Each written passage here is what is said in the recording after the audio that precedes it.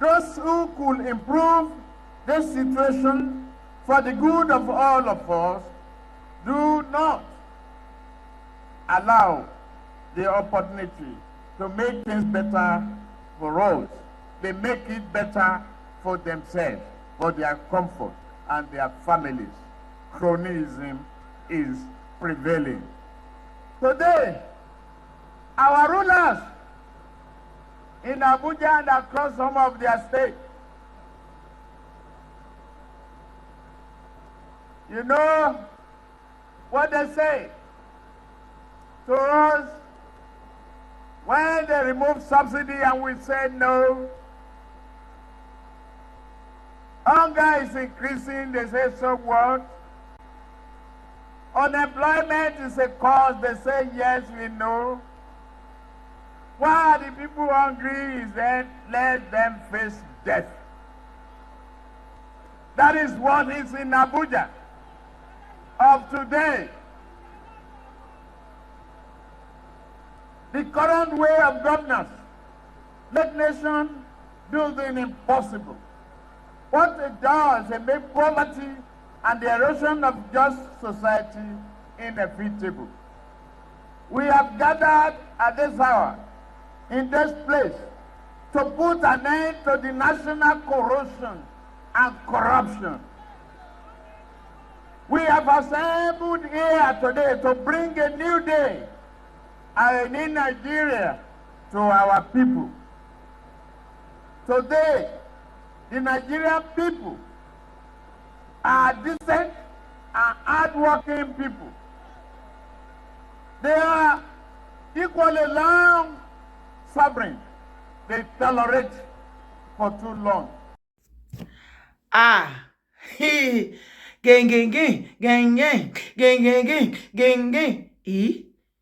Ẹ̀yin màámi, mo ní kí n wá fi sí yín létí ni o.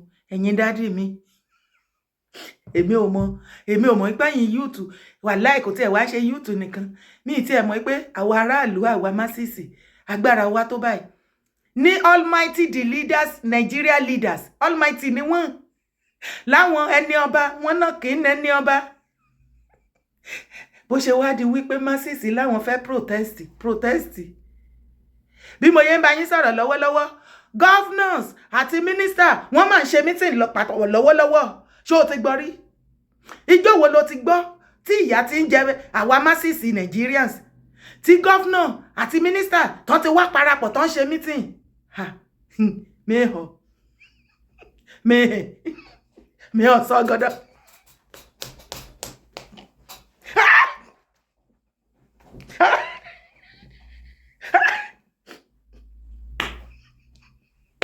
Ẹ dúró. Èwo nínú yín ló fẹ́ gbọ́rọ̀ jáde ní August 1st to August 5th?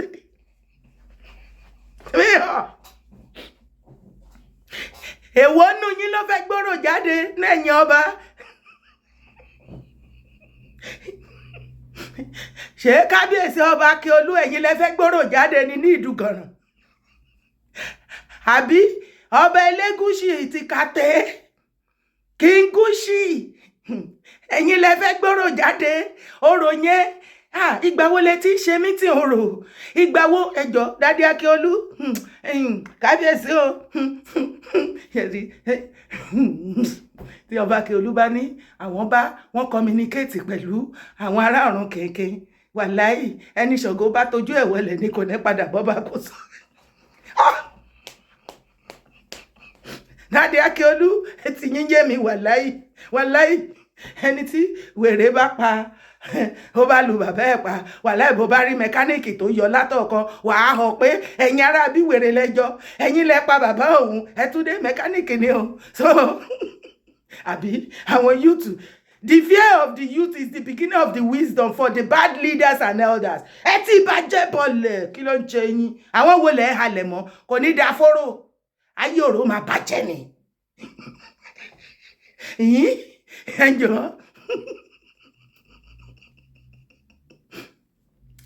ẹjọ́ Kínguṣì of Ikate land ẹ mọye pátí tẹ́ ń ṣe léraléra bẹ́ẹ̀ ṣe ń ṣe anniversary ẹ̀yin àti ìyàwó yín kìíní lẹ́ ń ṣe ti kejì lẹ́ ń ṣe birthday odidi ó wíìkì lẹ fi ń ṣe fún ẹnìkankan o orò jáde ẹ̀ communicate pẹ̀lú àwọn ará ọ̀run kínkín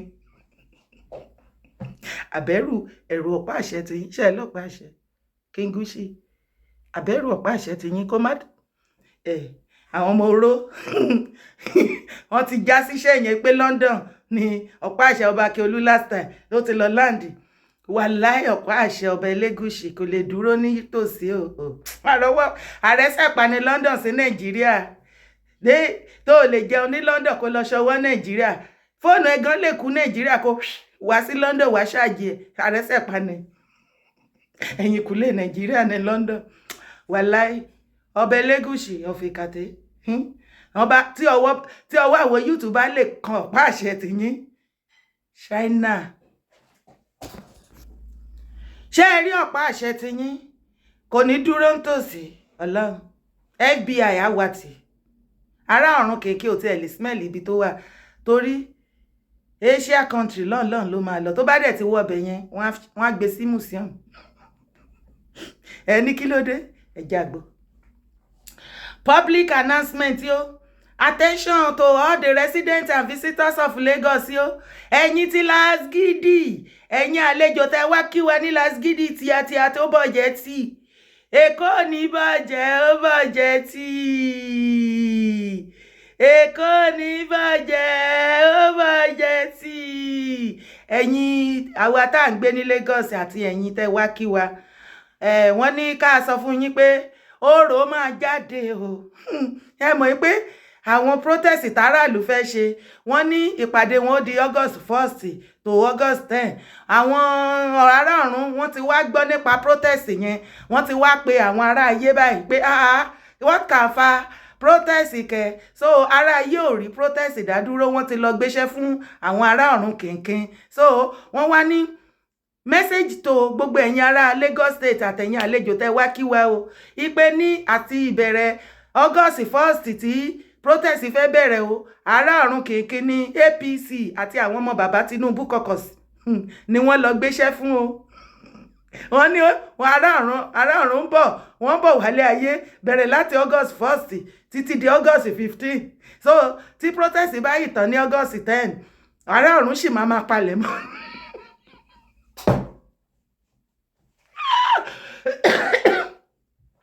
Anyway, I love it. Public announcement. Attention residents and visitors of Lagos. Please be informed that the Oro Festival will be observed in various communities across Lagos from 1st of August to August 15. This traditional Yoruba cultural event involves significant rituals. Retreat for awareness. Ìjọ wo lẹ ti wá bẹ̀rẹ̀ sí ní ká Lagos State ìmọ́lẹ̀ Yorùbá ẹ̀bẹ̀ lẹ fẹ́ dá dúró ni ó yẹ ẹ dá dúró ẹ ti ẹ̀já rí yín wọ́n bá rọ́gọ́ ẹ dá dúró ẹjọ́ Kingushy ẹ rántí ọ̀rọ̀ yín màá lọ bá yín wá fídíò yẹn o ibẹ̀ màá bá yín wá jáde ibẹ̀ lẹ fẹ́ dá dúró ni ẹ ti ẹ̀ dá dúró lásìkò ìkàmọ́yé èrè tá a jẹ lẹ́yìn Yorùbá. Ọya ṣùgbọ́n ibi tí gbẹ̀gẹ̀dẹ̀ ti wá gbiná rèé o àwọn ọmọ oró nígboro ayé lórí Twitter má bá wọn ṣe rádaràda lọ sórí Twitter àwọn èèyàn á fi tweet wọn á fi báyé ẹ wọn á rún ayé ẹ gan ni ẹ̀hún pé ní kálukú ló ní level ẹ̀ àwọn ti Twitter àwọn ti TikTok wọ́n mọ̀ tí wọ́n àwọn ṣòtẹ́ rí Facebook yẹn ó ti di rubbish rádaràda ìdẹ̀tí àánú ní Facebook ló báyìí sọ̀rọ̀ Twitter TikTok yóò rí Facebook ìdẹ̀tí àánú ní YouTube oríkálùkù ló mọ ibi ẹ ṣáàjà máa wọ lọ báyìí wọ́n ní trend for you trending in Nigeria Oro Festival wọ́n ti dá wọn lóhùn o àwọn ará ayé wọ́n ti reply ará ọ̀run kéńké èèyàn tó máa wá bá wa dá sẹ́jọ́ ilé ẹjọ́ tá a máa gbé kèsì lọ òun ni wọ́n là padà mọ́ báyìí ẹjọ́ ẹ lè help mi níbi comment section ta ló máa bá wa dá sọ́rọ̀ yìí báyìí màtáì ti fẹ́ máa pọ̀ ju o water don dey pass gàrí o ẹ wá gbọ́ eléyìí ní our fave online doc ó ní Oro Festival in Lagos now allegedly scheduled for the first 2 weeks of August. The exact same period of the planned protest by the youth Shy. So after turning billionaires to podcasters, ìyẹn òkú padà bá Dangote lórí ọ̀rọ̀ olóròdé o. Kí ló kan rò? Kí ló kan masisi protest? Kí ló wá padà kan Dangote? Dangote jẹ́jẹ́ lẹ́ni ẹlẹ́ni wá ẹkún tí ẹ mú. Kádàrá tí ẹ bá. Kádàrá yá ìyàwó àbí yá àláwù. Ẹ má bínú ẹ̀yin mùsùlùmí ẹ correct mi bí comment section. Lọ bá sọ wípé àwọn kan báyìí kan bá mi dárúkọ àwọn tí kò bá ní Nàìjíríà báyìí ó bá pírẹsidẹ́ǹtì ṣé rọ́ ni o ẹ má bínú ṣé kò bá gọ́fúnà ṣé kò bá sínétọ̀ báyìí ìkan tó mú odidi èèó senate president number 4th citizen of Nigeria tó wá ṣe sọ́rí fún àwọn yúùtù ṣé tí wọn náà ò bá wọn ní. ó bá gọ́fúnà mú tiẹ̀ mọ́ra ó bá àwọn ọba gan ó bá stúdẹ̀ǹtì kò síbi tí ó bá. So ó padà ọ̀rọ̀ padà lọ àfífì lórí òrùlé Dangote. Wọ́n ní so after turning billionaires to podcasters, this government don dey turn our ancestors to politician jobbers. Wàhálà yìí rògbòdìyàn yìí là ń bá kiri kò yé mi mọ́ báyìí. Ẹjọ́ ẹ bá mi dá sọ̀rọ̀ ẹ má dà mí dá nìkan. Wọ́n ní orí Twitter wọ́n ní nígbà tí Nigeria government Baba Tinubu the fear of you is the beginning of wisdom o. Wọ́n ní Baba Tinubu sọ number 1 of the richest in Africa wọ́n sọ the podcaster wọ́n hàn bú Dangote wá ń sọ̀rọ̀ jẹ́jẹ́ wọ́n wá mú ọ̀rọ̀ kọ̀ọ̀kan ẹ ṣàánú mi ìyẹn mọ́ ojú gbogbo yín máa bó gbogbo yín tẹ́ bá yé wa jẹ́ Nàìjíríà mú dúró ní di Dangote yẹpẹrẹ Dangote lásán ẹ wá tún lọ invite ará ọ̀run wá sí màtá tó wà lẹ́ẹ̀ tún lọ ẹ̀yin ọmọ APC èwo nínú yín ló lọ gbéṣẹ́ protest fún àwọn ará ọ̀run ẹ má bá mi bí wọ́n èwo nínú ẹ̀yin ọba èwo nínú ẹ̀yin APC lẹ lọ gbéṣẹ́ protest yìí lẹ lọ gbé fún àwọn ará ọ̀run kẹ̀kẹ́ mi láìkẹ́ o ẹ jẹ́ àmà bàbọ̀. Big Ayo Big AY ó ní all of a sudden they want to perform Oro Festival from August 1st to 15th in Lagos. They are looking for all ways to stop that protest. Orerin, you fi emoji.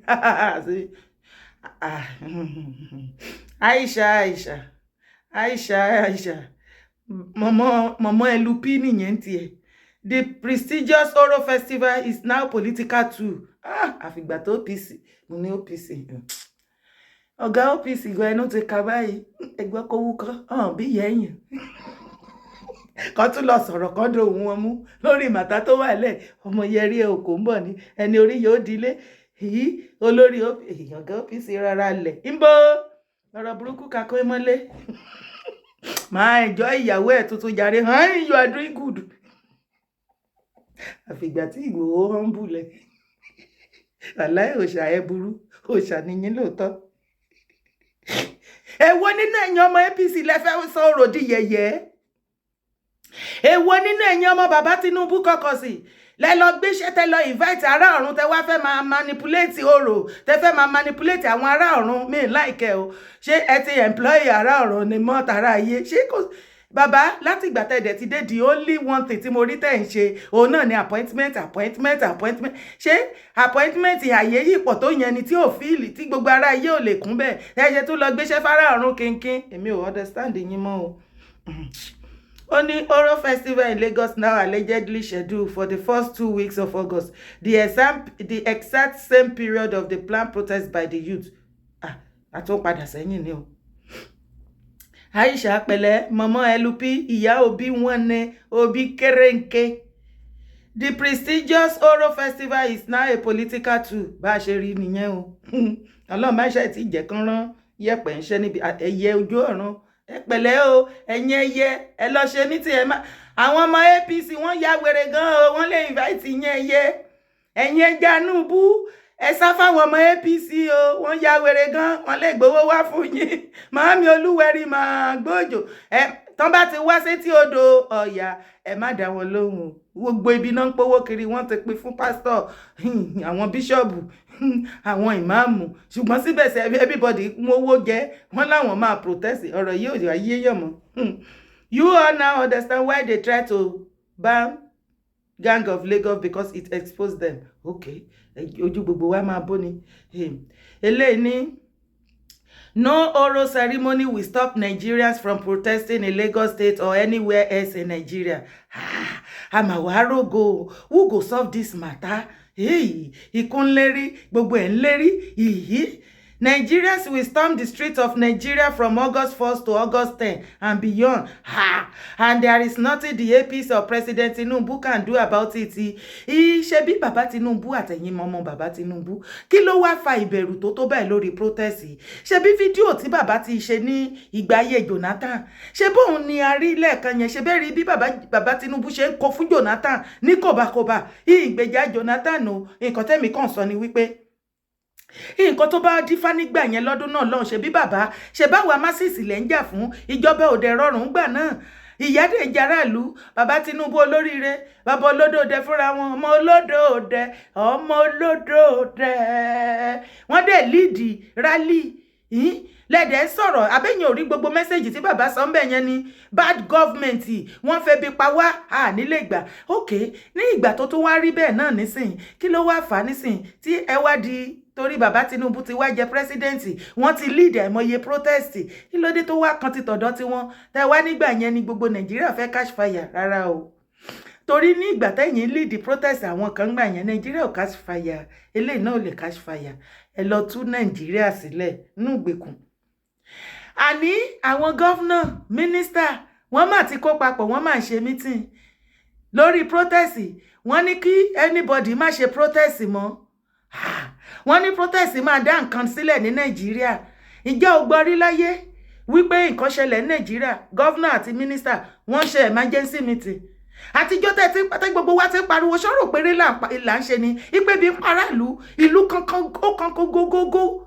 ẹ̀rí mi ti ṣe lórí gbogbo wàhálà yẹn ẹ̀yin ṣáà ń cash out àkáǹtì yín ṣáà ń bọ̀kún sí ló ń gbẹ̀gàn ẹ̀yin wá lè bá síta nísìn èwo nínú ẹ̀yin mínísítà àti gọ́fúnà lẹ lọ sáré ṣe mítìn lórí protest tẹ́ ẹ̀ ṣe mítìn lórí hunger ayé yín máa rún o a máa képe bọ.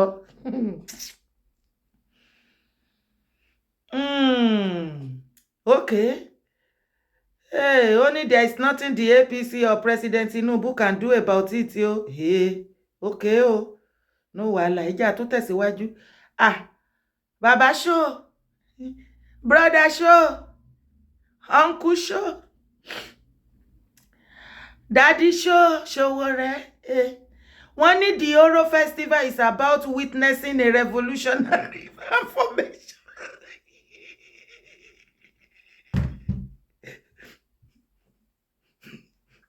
Meho sọ́gọ́dọ̀ ọmọ ìyẹlé ní ẹ̀yin ará ọ̀run nǹkan tó rán mi ni mo wá sọ o wọ́n ní ká sọ fẹ́yìn ará ọ̀run wípé ká ẹ ṣe kí ni wọ́n ní ká ẹ bí ká mi dáhùn o ẹ fẹ́ witness ẹ̀yin ará ọ̀run fẹ́ witness revolutionary ní tara ayé ará ọ̀run àtara ayé wọ́n fẹ́ communicate mo like èyí APC èwo nù yín ló lọ fẹjọ́ ará ayé sun ará ọ̀run kẹ̀kẹ́ nù yín èwo nínú ẹ̀yin ọmọ APC lẹ́lọ́ invite ará ọ̀run into this matter ará ayé ìjọ wo ará ọ̀run kẹ̀kẹ́ ti bẹ̀rẹ̀ sí ní dá sí náà ti bẹ̀rẹ̀ sí ní involve nínú politics Nàìjíríà ẹ̀yin APC ẹ̀ lè kú rẹ̀ so owó ayé ò bá yé lọ́mọ́ ẹ wá invite ará ọ̀run wá sí bàtà ara yìí.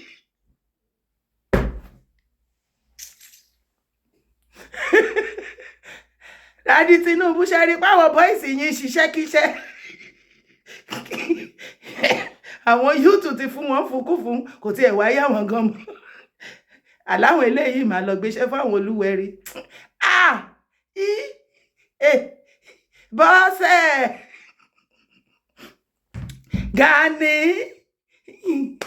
wọ́n ló ti broke owó ti tán wèrè lókù Gani owó ti dé jẹ́ fún business jẹ́ fún contact business kékeré sharply Gani ó lè broke mọ́ tó bá ti lè ṣe business ìgbà táwọn APC tó ti involve ará ọ̀run èmi kàn ní kí wọ́n náà bọ́ síta ni o kó ṣe àjò ajé àbí èmi náà dẹ̀ ti ń bẹ́ ṣe bẹ́ẹ̀ ẹjọ́ nítorí Ọlọ́run Gani Ige Adams òun ni olórí àwọn big mummy àwọn arógbàṣọ má balẹ̀ àwọn tó fi 200 years rán mínísíkẹ̀tì òun ló máa ń gbé wọn jáde ìkàrọ́wọ́tó ẹ̀ ní ẹ wo bẹ́ẹ̀ ṣe ẹ̀yin ọmọ APC bẹ́ẹ̀ ṣe lọ fẹjọ́ sùn tẹ́ lọ invite àwọn ará ọ̀run kìkì tẹ́ fẹ́ gbòòrò wálé ayé ẹ invite àwọn big mummy náà mọ́ o mo kàn ní help yín ni idea náà ni mo mú wá kí bàtà ilé ìpòkú pé ni kíṣẹ́ lè pé kó lè dún dáadáa táwọn ará ọ̀run bá ń ṣe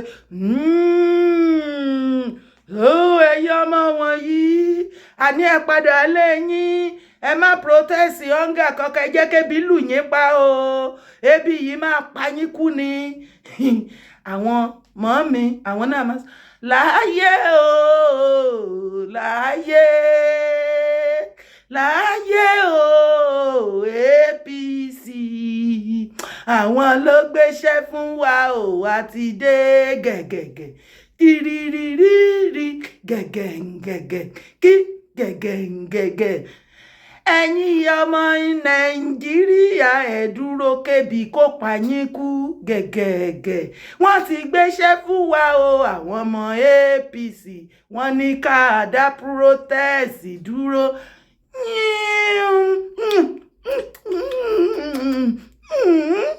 àbí bó ṣe máa ń ṣe kọ́ nìyẹn nínú múvì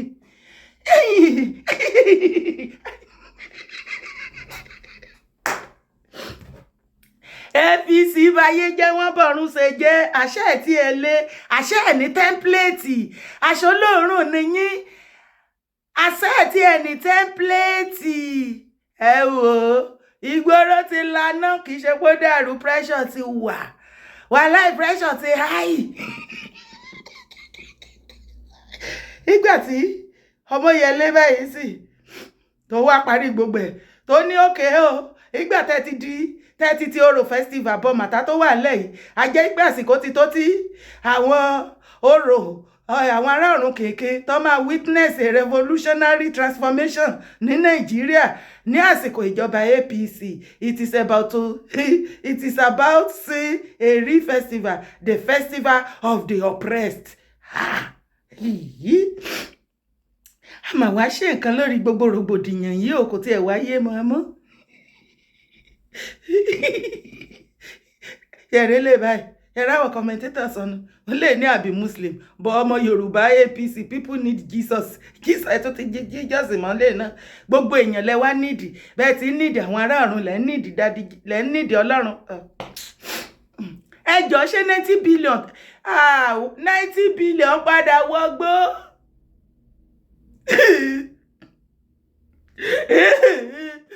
ẹ bá mi dárò ara mi 90 billion tí bàbá Tinubu àti Shettima fi ráwọn èèyàn lọ sí Mẹ́kà kan lọ ṣàdúrà wálé ọtí lánà Nàìjíríà 90 billion ti wọgbó I'm very sure wọn kówó yẹn sápò níwọ̀n dé Mẹ́kà ó dà pé wọn padà wọ́n dé Mẹ́kà àwọn tó dé Mẹ́kà wọ́n bẹ̀rẹ̀ Ọlọ́run díẹ̀ wọ́n padà lẹ̀kọ̀ àṣìtánì wọ́n sọ kò má ṣìtánì ní o àbí ká wá fi odidi 90 billion ká fi lọ ṣàdúrà ní Mẹ́kà ní ilẹ̀ mímọ́ kí ọ̀rọ̀ tó wá padà bẹ́yìn yọ kó wá tún jẹ́ wípé after 90 billion ará ọ̀run kékeré tó padà wá fi lẹ́tà ránṣẹ́ sí mẹ́hàn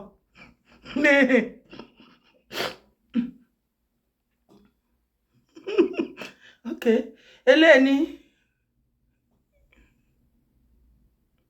Oro wey be God of justice Tinubu and APC don turn God of justice to Agbero wàhálà dé ẹ wo bára ayé ti wá insult ará ọ̀run ṣé èwo nínú ẹ̀yin yúùtù yìí ló insult ará ọ̀run kínkín nu yín ẹ bẹ̀rù ará ọ̀run ṣé no respect fara ọ̀run ni ṣe rí nǹkan tẹ́yìn APC tẹ́ ẹ dálẹ̀ báyìí ẹ ti padà ń jẹ́ kí ará ayé àwọn masisi Nàìjíríà kan máa rárá ọ̀run fín àwọn ọmọ Nàìjíríà yẹn ò wá ókè agaga àwọn yúùtù yẹn wọ́n wà alright Ọlọ́run ẹ fẹ́ yẹ ìyá ará ọ̀run o ẹ má jẹ́ kí àwọn yúùtù tọwọ́ bọ kínní wọ́n á fi ṣe skit o wọ́n á fara ọ̀run ya skit o ṣó dìgbà tí ará ayé àwọn yúùtù bá bẹ̀rẹ̀ sí ní fi ará ọ̀run ya skit kẹ́ tó mọ̀ pé ẹ ti dojú òròrú ẹ ti invite ọ̀run sọ́dọ̀ àwọn ará ọ̀run ẹ̀yin ará ọ̀run ẹ ṣe mítì dáadáa kẹ́ tó máa bọ̀ ẹ má jẹ́ kí APC ṣẹ́ṣọ́ ìyà fún yín o èmi kàn ní kí n sọ fún yín ni eléyìí ní Lagos APC is just messing with and making mockery of the tradition of Yoruba people for their personal gains.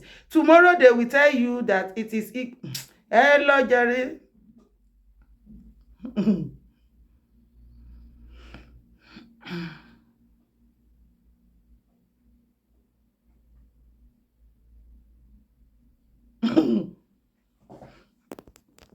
We need a very short-term plan, considering the emergency situation we're in. We are not praying, Mr. Speaker, if we allow this protest to take place or escalate, Mr. Speaker, we don't know where it stops. Mr. Speaker, just now, we cut our salaries. Mr. Speaker, I want to appeal to executive to do so, from Mr. President to Vice President to ministers to chief executive officers of MDS and parastatals. Let's all of us cut our salaries, put the money in government copper, provide short-term solutions to this problem, Mr. Speaker. People are hungry outside, Mr. Speaker. Even if it warrants to slash the cost of petroleum, revert back the hike of electricity, Mr. Speaker. Provide food, Mr. Speaker, for the people. If we can be able to provide. Ṣẹ́yìn náà ti gbọ́ nǹkan tí wọ́n sọ nínú house ńbẹ̀. Wọ́n ní àwọn kan wọ́n ti cut salary wọn for the next 6 months. Wọ́n ní Senate President Akpabio ẹ̀yin náà cut tiyín. Àwọn house wọ́n ti fi message ránṣẹ́ sí Daddy Tinubu olódòdé. Wọ́n ní ká sọ fún yín Daddy President. Wọ́n ní ká ẹ bá wa sọ fún ìyàwó yín Mọ́mí Rẹ̀mí. Ẹ dẹ̀ bá wa sọ fún first son of the Nigeria Ṣèyí àti first daughter Màámi Afọláṣadé. Wọ́n ní kẹ́ gbogbo yín kẹ́ lọ ṣe family meeting kẹ́yìn náà cut salary o. Ọ̀rọ̀ yìí ó ti dojúrú. Ṣùgbọ́n nígbà tí ẹ wá sọ wípé dandan tẹ́ ti invite ará ayé, àwọn eléyìí náà ti wá yípin báyìí o. Àwọn ará ọ̀run ẹ̀yin èwo náà ẹ̀yin APC lẹ́yìn invite ará ọ̀run tẹ́ lọ gbéṣẹ́ protest fáwọn ará ọ̀run kínkín. Anyway, àwọn ará ayé ti wá yarí mọ́ ará ọ̀run lọ́wọ́ o àti àwọn tó gbéṣẹ́ fún wọn o. Wọ́n bá ní kàkà fún yín. Gbogbo ibi tí protest ti máa jáde, wọ́n ní ká gbé fún yín o. Wọ́n ní the list of location for end bad governance in Nigeria protest release o. The convener of the resolution movement, Omoyele Sowore, has announced the location of protest coordinator across Nigeria for the upcoming demonstration. Lọ́rọ̀ kan ṣá, wọ́n sì ń wá o. Bàbá Tinubu, Daddy Tinubu, president ìlú wa, wọ́n lè rí yín mú. Wọ́n lè rí yín gbé o. Wọ́n lè rí yín mú. Wọ́n lè rí yín gbé o.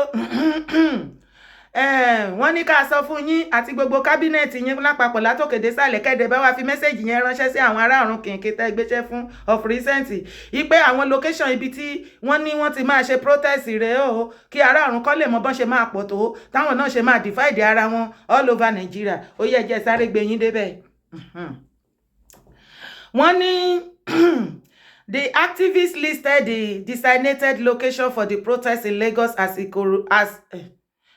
calm down. Kitoka yẹn. Wọ́n náà wá leader protest tó fẹ́ ṣe. The fear of not seeing the leader is the beginning of the wisdom of fún àwọn Bàbá Tinubu àti kọ́kọ́ sí. Èwo nínú yín ta ló mọ leader protest ẹ yọjú. Wọ́n wá yín o. Ẹ má yọjú wèrè ni wọ́n. Wọ́n wá leader. Kò sí leader, wọ́n ní leader. Oh yeah, sorry, lo. The activists listed the designated location for the protest in Lagos as Ikorodu. Wọ́n ní Lagos as Ikorodu, Lagos Island. Àwọn ibi tí ẹ ti máa pàdé, ó ní wọ́n list sí bí mo ní help yín ni o. Ní Lagos, wọ́n ní ẹ pàdé ní Ikorodu, Lagos Island, Lekki Ajah Access, Badagry, Ikeja, and Epe. Wọ́n ní for Kano State, the location is Kano City. Bauchi State, location are Azare and Bauchi Town. Demi back with that má bínú. Enugu State, wọ́n ní location are Enugu City and the University Town of Nsukka. Jigawa State, wọ́n ní location are Dodge and Kasore. Ekiti State, location are Ado Ekiti and Ikere Ekiti. Cross River State, location is Calabar. Oh, wọ́n tẹ̀síwájú o. Wọ́n ní for the Federal Capital Territory in FCT l'Abuja Olúlé. Oh, gbogbo. Location are Gagas and Central Business District. Gwags. Àbí kí náà pé ètò bá pé ṣàpé jẹ́ ẹ̀yin lẹ́mọ̀. Imo jàre, Imo State, Owerri, Abia State, Aba and Umuahia, Anambra State, Awka and Onitsha, Ebonyi State, Abakaliki, Akwa Ibom State, Uyo, Kaduna State, Kaduna Town and Zaria, Kwara State, Ilori and Ofa, Borno State, Biu and Maduguri, Edo State, Benin and Auchi, Bayelsa State, Bras and Yenoga, Yobe State, Damaturu, Zamfara State, Gusau and Kura Namoda, Nasarawa State, Kefi and Lafia, Sokoto State, Sokoto Town, Plateau State, Jos, Oyo State, Oyo Town and Ogbomoso, Ondo State, Akure, Ondo, Ore and Owo, Niger State, Suleja and Minna, Benue State, Gboko and Makurdi, Delta State, Ugeli, Asaba, Wari, Sapele, Kogi State, Kaba, Okene and Lokoja, Rivers State, Port Harcourt, Kebbi State, Benin Kebbi and Gadu, Katsina State, Daura,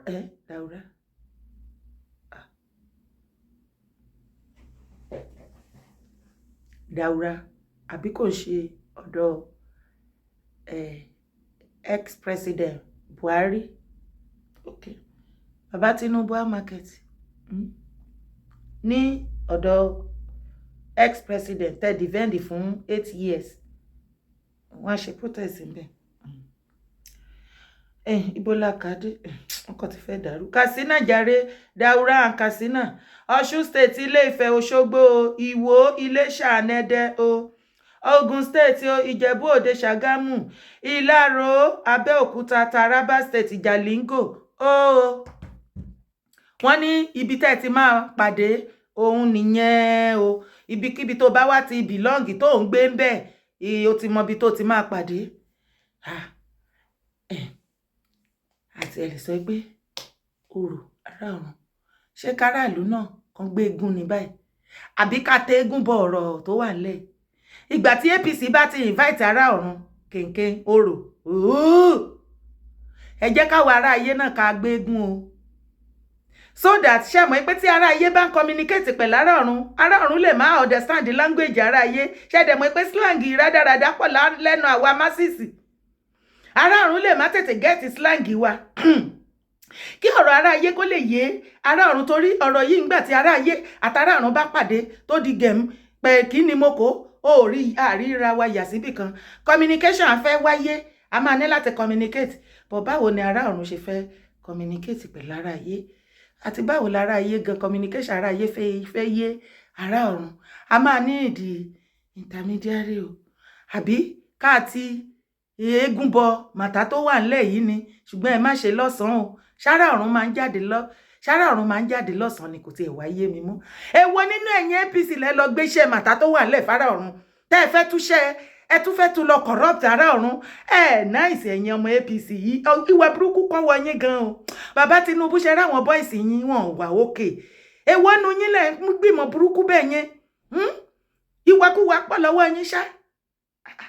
Ṣé ìgbà wo lára ọ̀run tún bẹ̀rẹ̀ sí ní jáde lọ́sàn-án? Ṣé bóòrù ni ará ọ̀run máa ń jáde? Ṣé ará ọ̀run jáde lọ́sàn-án? Kò sí wàhálà, èmi kàn mú idea wá náà ni. Idea tí wọn náà bá mọ̀ jọjá àjọ mu ní comment section kó lè help gbogbo wa, àbí kò yé wa. Èmi kàn mú idea pé bóyá ká mú àwọn idea méjì mú wá. Mo ti sọ̀kọ lẹ́ẹ̀kan, ẹ lọ gbéṣẹ́ ẹ̀yin ọmọ APC. Ẹ invite Ganiyu Ige Adams, Ààrẹ Ọ̀nà Kakanfò. Àwọn ni agbódegbà àwọn big mommy tó fi ọ̀pá 200 years yà tó fi rán mínísíkẹ̀tì. Wọ́n lè gbà wọn gbéṣẹ́ fún àwọn big mommy. Wọ́n ní wọn lọ́wọ́ lógúnlógún, wọ́n ti kó wọn jáde fún mi rí. Àìpẹ́ yìí wọ́n kó jáde, wọ́n gbà wọn kan jáde. Wọ́n ti ń wí rádaràda, wọ́n kó wọn jáde àtòṣónú wọn fún Ààrẹ Òpìtàn. Ń gbọ́ṣẹ́ rẹ wò. Ààrẹ Òpìtàn, a ní ìdí àrá. Ẹ ti sọ fún wa yí pé mọ ogun kankan mọ kankan, ṣùgbọ́n àrá yẹn ó ṣúọ̀jù ni. Ẹ bá mi ṣe fídíò ìdọ́dọ̀ bàbá mi yẹn.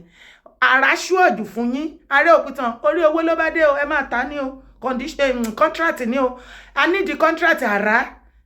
Àrá ẹ̀yin ọmọ APC, mo rí pé gbogbo tẹ́ lè gbé kinní sí, àbọ̀ àwọn wo lẹ fẹ́ gbára àrá fẹ́ san pa báyìí. Ṣé aráàlú ni àbẹ́yìn làrá máa san pa? Torí àrá ò ń gba bribe, àrá pa yín o.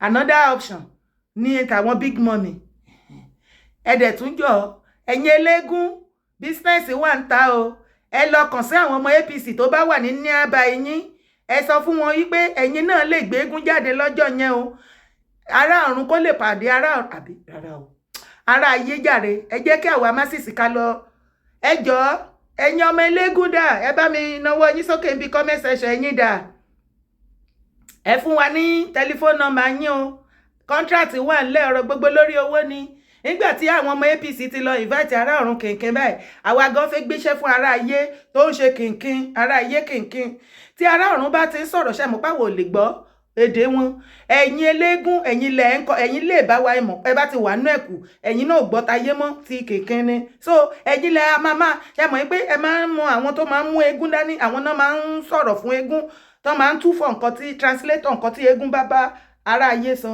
ẹ jọ ẹ̀yin eléégún ẹ̀yin la fẹ́ gbéṣẹ́ yẹn fún ẹ̀yin lẹ máa bá wa communicate pẹ̀lú ará ọ̀run tí APC ń gbé bọ̀ ní màtá tó wà ńlẹ̀ ojú everybody wa máa bó ṣebí Yorùbá nation apariwo fún yín a ní ẹ má jà dìbò ìdìbò ìyà la fẹ́ lọ jẹ ẹ jẹ́ a máa bọ̀ bàbá Akíntóyè sọ̀rọ̀ títí wọ́n ní kí ni o wọ́n ní brọ́dà mi kò sí nǹkan kan tó máa dé bá ní Aso Villa yẹn wọ́n ti jẹ́run kó tiẹ̀ kúkú wá join Yorùbá nation kẹ́ kọ́kọ́ ṣe jẹ́ first president wàláì àlùbáríkà is on it ẹnirọ́ ẹni ibi tí ẹ ṣáà ti fẹ́ jẹ ìyà tẹ́ ẹ ti fẹ́ ìfọ̀kànbalẹ̀ torí ọkàn yín ti balẹ̀ jù bẹ́ẹ̀ mi ṣe rí ní o bàbá Tinubu ẹ wá ń wá ìfọ̀kànbalẹ̀ ẹ níbẹ̀ lẹ́ ń lọ ìgbà tẹ́ ẹ̀dẹ̀ ti wá débẹ̀ gbogbo ẹ̀ náà dẹ̀ ti wá rí bákan náà àbí lórí màtáì ó jẹ́ everybody máa bó ẹ̀yin tèmi kí ẹjọ́ èèwọ̀ nínú yín ló mọ̀ sí bí wọ́n ṣe lọ gbéṣẹ́ fún àwọn ará ọ̀run report yourself in comment section bá mi share video káàkiri gbogbo àgbáyé kan lè mọ̀ kí gbogbo ará ayé àtàyù àwọn YouTube kí wọ́n lè mọ̀ ipá àwọn ọmọ APC ti lọ gbéṣẹ́ fún ará ọ̀run kan lè mọ̀ bó ṣe máa múra ó yá ẹjẹ́ àpàdé ńbẹ̀ má gbàgbé láti bá mi like video yìí bá mi bó kó lọ fá o bó bá dọ́dọ̀ ẹ bá mi share káàkiri fáwọn màámi lọ́jà gbogbo àwọn oníṣẹ̀ṣe ilẹ̀ Yorùbá contract ti wà ẹ̀yin big mommy ọ̀sán ẹ ti jáde lọ́sàn fún èmi ordinary person tí mi jámọ́ nǹkan kan àsìkò yìí iṣẹ́ ti wà fún yín after all ebi jọ ń pa gbogbo wa ni ẹ̀yin big mommy àbí bí ò pa yín ebi ò pa yín ni ẹni kò máa sẹ́ràn lẹ́mọ́ ẹni